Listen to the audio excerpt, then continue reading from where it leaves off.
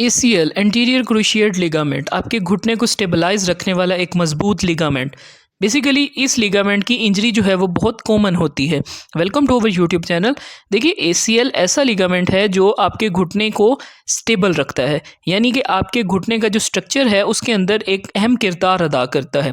इसका काम क्या होता है कि ये जो आपकी शिन बोन है उसकी स्लाइडिंग फॉरवर्ड होने को रोकता है आपकी थाई बोन पे, यानी कि आपकी जो नीचे वाली पिंडली वाली हड्डी है उसको आगे जाने से रोकता है। सो इसका मेजर काम यही होता है कि आपके घुटने को स्टेबल करना और आपकी जो नीचे वाली शिन बोन है उसको फॉरवर्ड आगे होने से रोकना। सो ये इसकी जो इंजरी है वो बहुत कॉमन है, यानी कि एसीएल जो है वो बहुत जल्दी इंजर हो जाता है। यानी कि अगर आप स्पोर्ट्समैन हैं, और ये जो हमारे पास पेशेंट आए हैं बेसिकली इनका ये था कि ये क्रिकेटर थे, इन्होंने फर्स्ट डे जो है वो फुटबॉल खेली, लेकिन इनको अंदाज़ा नहीं था कि किस तरह से किक करनी है और किस तरह से जो फोर्स है वो लगानी है। तो इन्होंने बहुत ज़्यादा उसको फोर्स अप किया, तो उससे ये कहते हैं कि मुझे ऐसे लगा कि जैसे कोई चीज़ अंदर से घुटने में ऐसे टूटी है और ऐसे हीट पैदा हुई है। सो इनका वो जो रिपेयर जो डैमेज था वो था एसीएल का, और एसीएल कंप्लीट डैमेज था, यानी कि उसका जो टेयर था वो कंप्लीट हुआ था। सो उसके बाद इन्होंने उसकी रिकंस्ट्रक्शन करवाई। रिकंस्ट्रक्शन करने के बाद इन्होंने क्या था कि अपनी प्रॉपर फिजियोथेरेपी नहीं ली। प्रॉपर फिजियोथेरेपी ना लेने से क्या होता है कि आपके घुटने में प्रॉब्लम आ जाती है, यानी कि आपका जो घुटना है वो सही तरीके से पूरा अपनी रेंज में नहीं मुड़ता और आपको उठने बैठने चलने फिरने में प्रॉब्लम होती है। सो इन्होंने एसीएल रिकंस्ट्रक्शन के बाद फिजियोथेरेपी इतनी ही ज़रूरी है जितनी कि सर्जरी।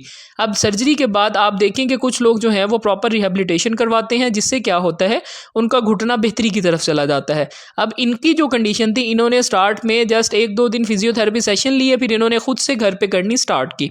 उसकी कॉम्प्लिकेशन क्या हुई कि इनके एक तो क्वाड्रिसेप मसल्स जो हैं वो टाइट हो गए, और साथ में क्या था कि वो उनकी एक्टिवेशन नहीं थी। सो हमने सबसे पहले इनको अल्ट्रासाउंड थेरेपी दी ताकि इनकी पेन मैनेजमेंट भी हो और साथ में इनकी हीलिंग भी प्रमोट हो। उसके बाद हमने जो है वो इनके क्वाड्स को एक्टिवेट करना स्टार्ट किया। देखिए, क्वाड्स की एक्टिवेशन बहुत ज़रूरी होती है आपकी एसीएल रिहेबिलिटेशन में। देखिए, अगर आपके क्वाड्रिसेप अच्छे स्ट्रेंथन होंगे तो उससे क्या होगा कि आपकी जो मूवमेंट है वो बेहतर होगी। यानी कि अगर आपके क्वाड्रिसेप में वीकनेस है और वो एक्टिवेट नहीं है, सो उससे क्या होगा कि आपके जो नी के फंक्शंस हैं वो प्रॉपर नहीं हो सकेंगे। लाइक आपके नी की स्टेबिलिटी नहीं आएगी, साथ में आपकी जो वॉकिंग एबिलिटीज़ हैं वो डिस्टर्ब होती हैं। सो हम इसके अंदर क्वाड्रिसेप मसल्स को एक्टिवेट करते हैं। क्वाड्रिसेप मसल्स को हम जो है वो मसल स्टिमुलेशंस के साथ एक्टिवेट किया जाता है ताकि आपकी रेंज ऑफ मोशन बेहतर हो, आपकी मसल की स्ट्रेंथ बेहतर हो और आपकी प्रोप्रियोसेप्शन बेहतर हो। उसके बाद क्या है कि आपकी फंक्शन स्टेबिलिटी भी इसके साथ हम देखते हैं। इसके अंदर कुछ एक्सरसाइजेस करवाई जाती हैं जो आप लोगों से एज अ शेयर की जा रही हैं कि आपको एजुकेशनल पर्पज़ के तौर पे बताई जाए। इसके अंदर सबसे पहले हमारा गोल होता है क्वाड्स मसल्स में, यानी कि आपके थाई के सामने वाले जो मसल्स होते हैं इन्हें हम क्वाड्रिसेप मसल्स कहते हैं।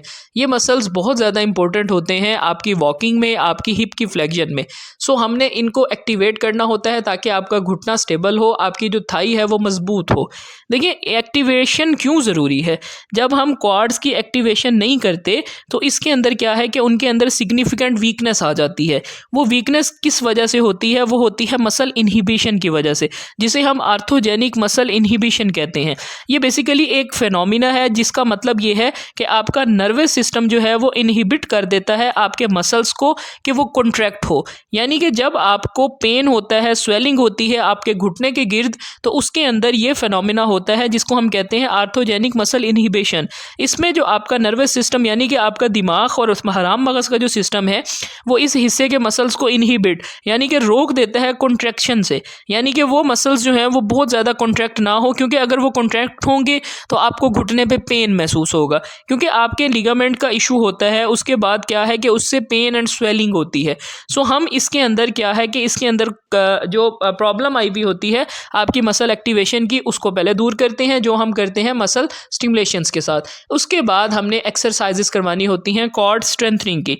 जब तक आपके क्वाड्रिसेप मसल्स में स्ट्रेंथ नहीं होगी तब तक आप अपनी रिगेन नहीं कर सकते proper range of motion, stability, walking and jumping abilities. So इसके अंदर फिजियोथेरेपिस्ट क्या हैं कि वो स्पेसिफिक एक्सरसाइजेस डिज़ाइन करते हैं क्वाड्स मसल्स के लिए, जो हम जिन्हें हम आइसोमेट्रिक एक्सरसाइज कहते हैं।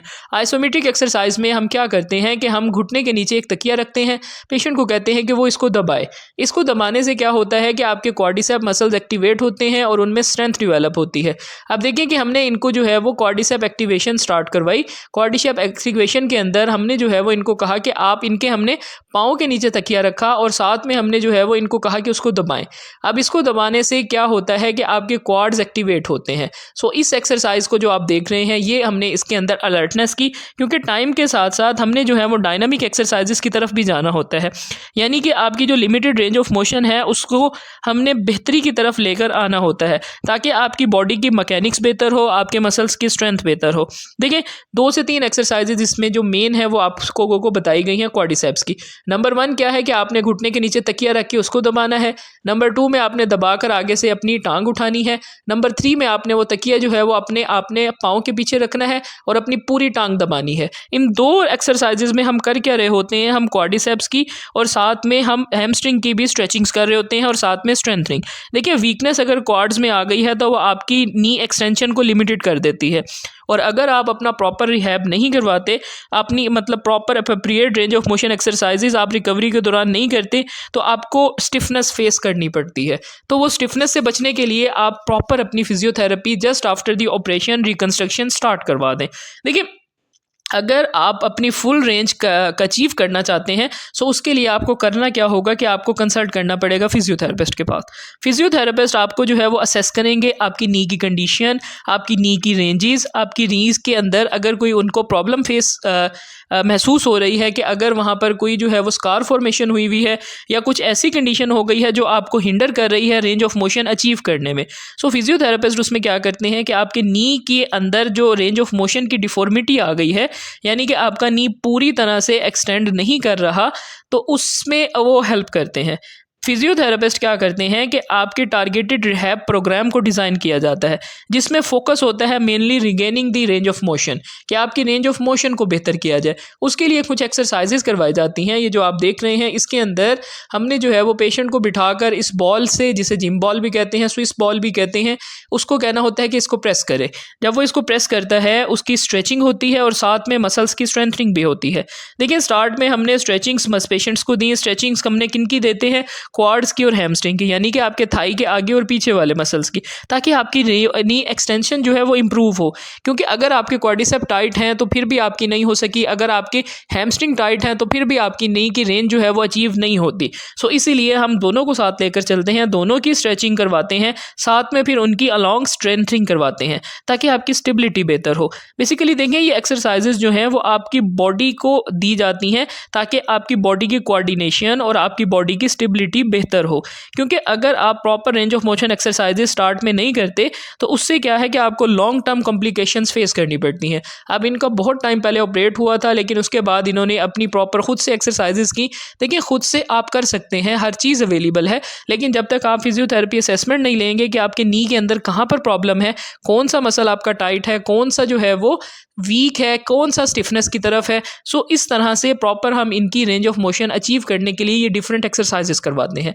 इसके अंदर जो है वो हम हैमस्ट्रिंग का स्ट्रेच और साथ स्ट्रेंथनिंग करवा रहे हैं, यानी कि जब आप पूरी टांग को एड़ी के साथ नीचे दबाते हैं तो आपके जो हैमस्ट्रिंग मसल्स हैं वो एक्टिवेट होते हैं और आपके मसल स्ट्रेच होते हैं।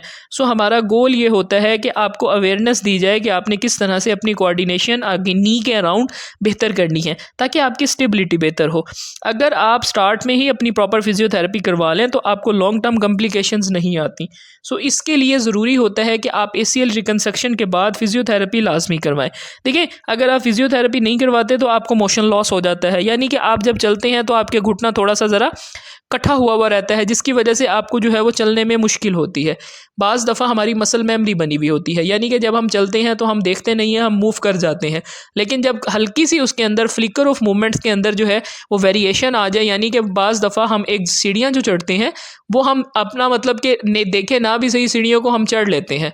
सो ये हमारी मसल मेमोरी होती है। सो इस तरह से क्या है कि जब हम अपनी नॉर्मल रूटीन में चल रहे होते हैं लेकिन ACL हमारा जो है वो डैमेज होता है, तो उसके बाद टेयर के बाद हम जब रिकंस्ट्रक्शन करवाते हैं तो उसके बाद भी हमारा घुटना अगर प्रॉपर तरीके से सीधा नहीं होगा तो हमें चलने में मुश्किल होती है। सो हम उसके लिए क्या करते हैं कि पार्टिकुलरली हम कुछ नी एक्सटेंशन को बेहतर करने वाली एक्सरसाइजेस करवाते हैं ताकि आपकी नी के एक्सटेंशंस बेहतर हो, या अगर एक्सटेंशन बेहतर ना हो तो नी क्या होता है कि फुली एक्सटेंड नहीं कर पाता। उसमें क्या होता है कि अब normal joint range of motion होती है, यानी कि अगर आपका घुटना प्रॉपर तरीके से सीधा नहीं है तो आपको चलने में मुश्किल होती है, आप अपना कदम उठा कर रखते हैं लेकिन आप स्टेबल नहीं हो पाते। सो उसके लिए कुछ एक्सरसाइजेज आपको जो दिखाई जा रही हैं वो आप साथ साथ देखें भी सही और उनको सुने भी सही। इसके अंदर पहले हमने इनको पीछे की तरफ से कहा कि बॉल को दबाएं। इस एक्सरसाइज से क्या होगा कि इनके हैमस्ट्रिंग मसल्स जो हैं वो एक्टिवेट होंगे, स्ट्रेंथन होंगे। अब हम मैक्सिमम स्ट्रेंथनिंग की तरफ वर्क कर रहे हैं। इस एक्सरसाइज में हमने जो है वो इनको सामने की तरफ से इकट्ठा खड़ा किया, इनके पाँव बॉल के नीचे हैं और हमने कहा कि आप अपने घुटने से इसको दबाएं। इस एक्सरसाइज से आपके क्वाड्रिसेप मसल्स बेहतर होंगे, क्योंकि क्वाड्रिसेप और हैमस्ट्रिंग ये दो की मसल्स हैं। क्वाड्रिसेप में हमारे पास वासस मीडियालस आ जाता है जो कि आपके घुटने को स्टेबिलिटी देता है।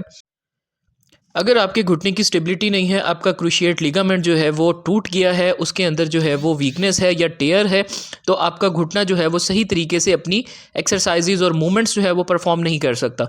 सो उसकी रिकंस्ट्रक्शन के बाद हम जो है वो प्रॉपर इसकी रिहेबिलिटेशन करवाते हैं। इस रिहेबिलिटेशन में हम एक तो पेशेंट को एजुकेट करते हैं। देखिए, ये हमारे पास जब आए तो ये खुद से डिफरेंट एक्सरसाइजेस कर रहे थे। आपको नहीं पता होता कि आपका किस ग्रेड की इंजरी है, आपके किस लेवल की एक्सरसाइजेस आपको करवानी है और कहाँ से स्टार्ट करना है और उसमें ग्रेजुअली कब इंक्रीज़ करना है। अभी हमने इनको जो करवाई वो अर्ली रेंज ऑफ मोशन और स्ट्रेंथनिंग एक्सरसाइजेस करवाई कि इन एक्सरसाइजेस को करने से क्या होगा, एक तो घुटना बेहतर होगा और दूसरा जो है वो साथ में अगर ये कोई मूवमेंट करेंगे तो अगेन टेयर के चांसेस कम से कम होते हैं। सो पहले एक्सरसाइज में हमने जो है वो साइड से खड़े होकर इनको कहा कि आप इस बॉल को दबाएं। वो हम इनके अबडक्टर्स यानी कि थाई के बार वाले मसल्स की स्ट्रेंथनिंग करवा रहे थे। अब हमने इनको कहा कि आप अंदर की तरफ से दबाएं। अंदर की तरफ दबाने से क्या होता है कि आपके जो अडक्टर मसल्स हैं घुटने के अंदर वाले, वो थाई के अंदर वाले, वो जो हैं वो ताकतवर होते हैं। अब इसके अंदर हमने एक तो मसल्स को एक्टिवेट करना है, दूसरा उनको स्ट्रेच करना है, तीसरा हमने उनकी स्ट्रेंथनिंग करवानी है। So these are the very much effective exercises. अगर आप ACL रिकंस्ट्रक्शन के बाद रिहेबिलिटेशन जो है वो प्रॉपर नहीं करवाते तो आपकी डिफॉर्मिटी रहती है, यानी कि आपको उठने बैठने चलने फिरने में आपको ऐसे लगेगा कि मेरा घुटना अभी भी अकड़ा हुआ है। वो किस वजह से होता है कि बाज़ दफ़ा अंदर जो स्कार फॉर्मेशन होती है वो प्रॉपर तरीके से ठीक नहीं होती, वो रिहेबिलिटेट नहीं करती, यानी कि आपके घुटने के अंदर के जो लिगामेंट्स हैं उनकी हीलिंग बाज़ दफ़ा ठीक नहीं होती। सो उसकी वजह से क्या है कि वहाँ पर स्कार फॉर्मेशन आ जाती है। वो स्कार फॉर्मेशन जो है बेसिकली आपकी रेंज को हिंडर कर रही होती है, यानी कि आपकी जो घुटने की कंप्लीट एक्सटेंशन होनी है वो नहीं होती। सो इसके अंदर हम जो है वो डिफरेंट टेक्निक्स को अप्लाई करके वो एक्सटेंशन को अचीव करवाते हैं। जैसे जैसे आपकी एक्सटेंशन अचीव होगी वैसे वैसे आपकी रेंज ऑफ मोशन बेहतर होगी।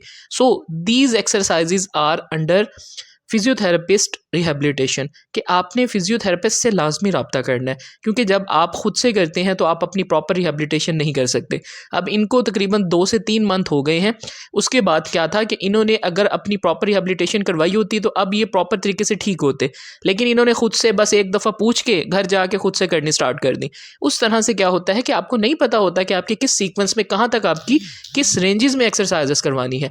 सो इसके अंदर देखें कि अब हम जो एक्सरसाइज करवा रहे हैं उसके अंदर इनकी नी की जो रेंज है उसको अचीव करवा रहे हैं, यानी कि जो क्वाड्रिसेप इनके देखें, जब आप अपने क्वाड्रिसेप को वीक, मतलब फॉर एग्जांपल इंजरी के बाद आपके क्वाड्रिसेप वीक हो जाते हैं तो उससे क्या होता है कि उनके अंदर टोन कम हो जाती है और दूसरा वो मसल जो है वो इकट्ठा हो जाता है, यानी कि मसल जो है वो शॉर्ट हो जाता है।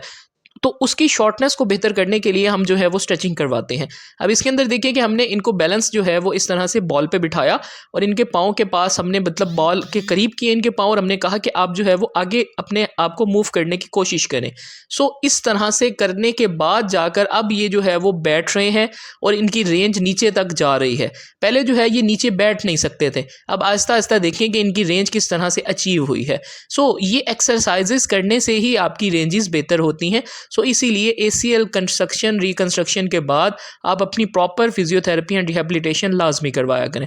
लास्ट में अब जो है वो हमने इनको स्क्वाट्स जो है वो एड अप किए। स्क्वाट्स बेसिकली बहुत इफेक्टिव एक्सरसाइज है आपके नी रिहेबिलिटेशन में, यानी कि आपके लिगामेंट की रिहेबिलिटेशन में आपको जो क्वाड्रिसेप के मसल्स की हम स्ट्रेंथनिंग करवा रहे हैं और एक्टिवेशन करवा रहे हैं और साथ साथ उनका होल्ड करवा रहे हैं, यानी कि जितना प्रेशर पड़ेगा आपके मसल्स पे उतना वो उसके अगेंस्ट जो है वो ताकत डेवलप करेंगे। सो इसके अंदर हमने इनके लंबर रीजन पहले थोरेसिक पे, फिर लंबर यानी कि कमर के उपले और निचले हिस्से पे बॉल की सपोर्ट के साथ इनको कहा कि पहले आप थोड़ा थोड़ा जाएं, फिर आहिस्ता आहिस्ता हमने जो है वो ज़्यादा इनको नीचे ले जाने की कोशिश की। सो ये थी बेसिक अर्ली एक्सरसाइजेज जो हम एक ACL रिहेबिलिटेशन के पेशेंट को करवाते हैं। इसके बाद हम इसको ग्रेजुअली इंक्रीज़ करेंगे, प्रोप्रियोसेप्टिव एक्सरसाइजेज और मज़ीद मार्चिंग एक्सरसाइजेज भी इसमें ऐड करेंगे। सो हमारे साथ जुड़े रहिए और आप ये बताएं कि वीडियो कहाँ से देख रहे हैं। Thank you so much for watching. अपना ख्याल रखिएगा।